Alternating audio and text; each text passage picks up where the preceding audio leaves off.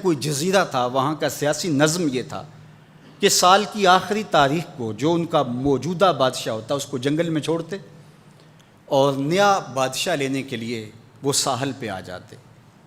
جو پہلا شخص ساحل پہ اترتا اس کو اپنا حکمران مان لیتے۔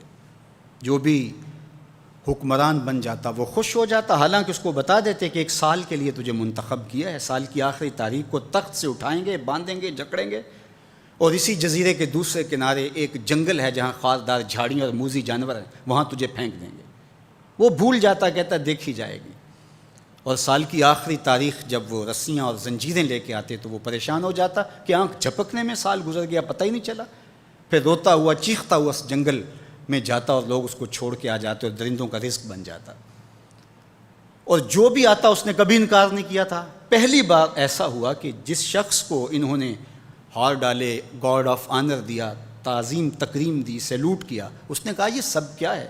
کہا کہ آج کے بعد تو ہمارا حکمران ہے۔ کہا میں تو امور سلطنت نہیں جانتا، میں تو تاجر آدمی ہوں، چیزیں بیچنے آیا ہوں۔ کہا کہ ہمارا اصول یہی ہے کہ سال کی پہلی تاریخ کو پہلا شخص جو جزیرے پہ قدم رکھتا ہے وہ ہمارا حکمران ہوتا ہے۔ اس نے کہا میں تو امور سلطنت کو نہیں جانتا، تو یہ کس طرح ذمہ داری قبول کر سکتا ہوں؟ انہوں نے کہا کہ تمہیں کرنا ہوگی، اس کے علاوہ کوئی راستہ نہیں ہے، ہمارا یہ قانون ہے، ضابطہ ہے۔ اور یہ بھی بتا دیں کہ سال کی آخری تاریخ کو تجھے اسی جنگل کے دوسرے کنارے چھوڑ آئیں گے جہاں موذی جانوروں کا رین بسیرا ہے۔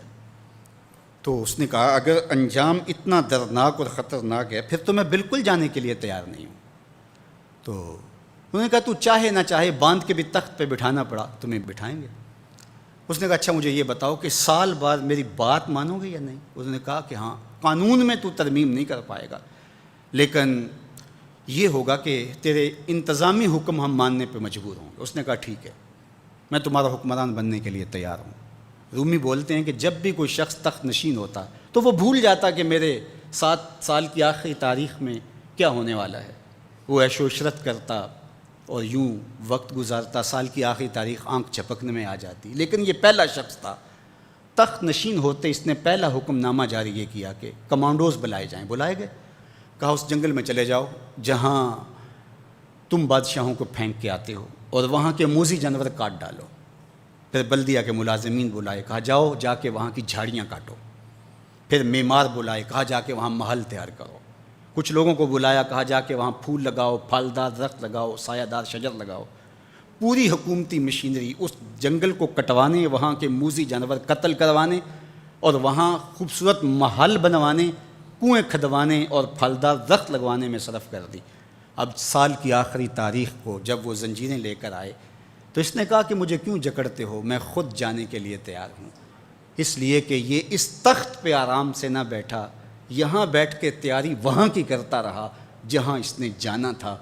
کافر اور فاسق دنیا کے تخت پہ عیش کرتا ہے، بھول جاتا ہے کہ میں نے کہاں جانا ہے، اور صالح مومن اس تخت پہ آرام سے نہیں بیٹھتا، جہاں جانا ہے اس کے لیے تیاری کرتا رہتا ہے۔